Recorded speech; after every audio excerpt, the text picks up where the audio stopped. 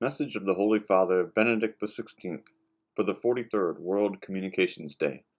New technologies, new relationships, promoting a culture of respect, dialogue, and friendship.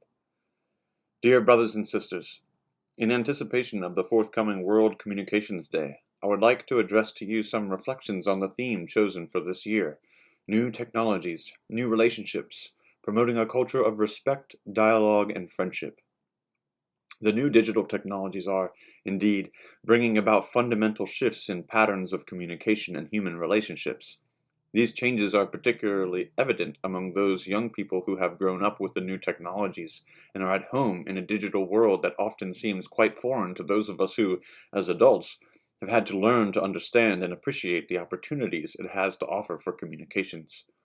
In this year's message, I am conscious of those who constitute the so-called digital generation, and I would like to share with them, in particular, some ideas concerning the extraordinary potential of the new technologies, if they are used to promote human understanding and solidarity. These technologies are truly a gift to humanity, and we must endeavor to ensure that the benefits they offer are put at the service of all human individuals and communities, especially those who are most disadvantaged and vulnerable. The accessibility of mobile telephones and computers, combined with the global reach and penetration of the Internet, has opened up a range of means of communication that permit the almost instantaneous communication of words and images across enormous distances and to some of the most isolated corners of the world, something that would have been unthinkable for previous generations. Young people, in particular, have grasped the enormous capacity of the new media to foster connectedness, communication, and understanding between individuals and communities, and they are turning to them as means of communicating with existing friends, of meeting new friends, of forming communities and networks, of seeking information and news, and of sharing their ideas and opinions. Many benefits flow from this new culture of communication. Families are able to maintain contact across great distances. Students and researchers have more immediate and easier access to documents, sources, and scientific discoveries. Hence, they can work collaboratively from different locations. Moreover, the interactive nature of many of the new media facilitates more dynamic forms of learning and communication, thereby contributing to social progress. While the speed with which the new technologies have evolved in terms of their efficiency and reliability is rightly a source of wonder, their popularity with users should not surprise us, as they respond to a fundamental desire of people to communicate and to relate to each other. This desire for communication and friendship is rooted in our very nature as human beings and cannot be adequately understood as a response to technical innovations. In the light of the biblical message, it should be seen primarily as a reflection of our participation in the communicative and unifying love of God, who desires to make of all humanity one family. When we find ourselves drawn towards other people, when we want to know more about them and make ourselves known to them, we are responding to God's call, a call that is imprinted in our nature as beings created in the image and likeness of God, the God of communication and communion. The desire for connectedness and the instinct for communication that are so obvious in contemporary culture are best understood as modern manifestations of the basic and enduring propensity of humans to reach beyond themselves and to seek communion with others. In reality, when we open ourselves to others, we are fulfilling our deepest need and becoming more fully human. Loving is, in fact, what we are designed for by our Creator. Naturally, I am not talking about fleeting, shallow relationships. I am talking about the real love that is at the very heart of Jesus' moral teaching. You must love the Lord your God with all your heart, with all your soul, and with all your mind, and with all your strength. And you must love your neighbor as yourself. In this light, reflecting on the significance of the new technologies, it is important to focus not just on their undoubted capacity to foster contact between people, but on the quality of the content that is put into circulation using these means.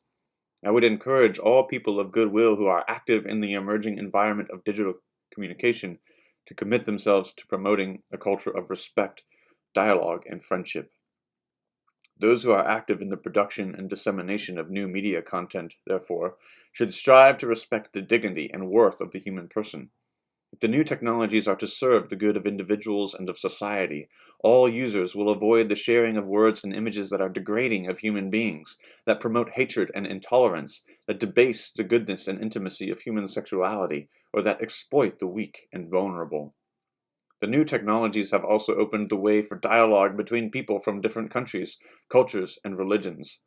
The new digital arena, the so-called cyberspace, allows them to encounter and to know each other's traditions and values.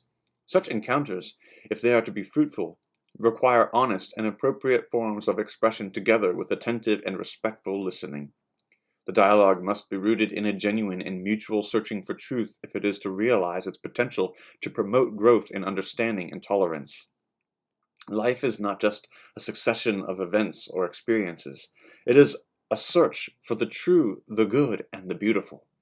It is to this end that we make our choices. It is for this that we exercise our freedom. It is in this, in truth, in goodness, and in beauty, that we find happiness and joy. We must not allow ourselves to be deceived by those who see us merely as consumers in a market of undifferentiated possibilities, where choice itself becomes the good, novelty usurps beauty, and subjective experience displaces truth. The concept of friendship has enjoyed a renewed prominence in the vocabulary of the new digital social networks that have emerged in the last few years. The concept is one of the noblest achievements of human culture. It is in and through our friendships that we grow and develop as humans. For this reason, true friendship has always been seen as one of the greatest goods any human person can experience. We should be careful, therefore, never to trivialize the concept or the experience of friendship. It would be sad if our desire to sustain and develop online friendships were to be at the cost of our availability to engage with our families, our neighbors, and those we meet in the daily reality of our places of work, education, and recreation. If the desire for virtual connectedness becomes obsessive, it may in fact function to isolate individuals from real social interaction while also disrupting the patterns of rest, silence, and reflection that are necessary for healthy human development. Friendship is a great human good, but it would be emptied of its ultimate value if it were to be understood as an end in itself. Friends should support and encourage each other in developing their gifts and talents and in putting them at the service of the human community. In this context, it is gratifying to note the emergence of new digital networks that seek to promote human solidarity, peace, and justice, human rights and respect for human life, and the good of creation. These networks can facilitate forms of cooperation between people from different geographical and cultural contexts that enable them to deepen their common humanity and their sense of shared responsibility for the good of all. We must, therefore, strive to ensure that the digital world, where such networks can be established, is a world that is truly open to all. It would be a tragedy for the future of humanity if the new instruments of communication, which permit the sharing of knowledge and information in a more rapid and effective manner, were not made accessible to those who are already economically and socially marginalized, or if it should contribute only to increasing the gap separating the poor from the new networks that are developing at the service of human socialization and information.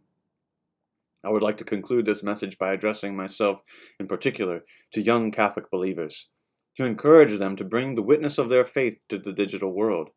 Dear brothers and sisters, I ask you to introduce into the culture of this new environment of communications and information technology the values on which you have built your lives.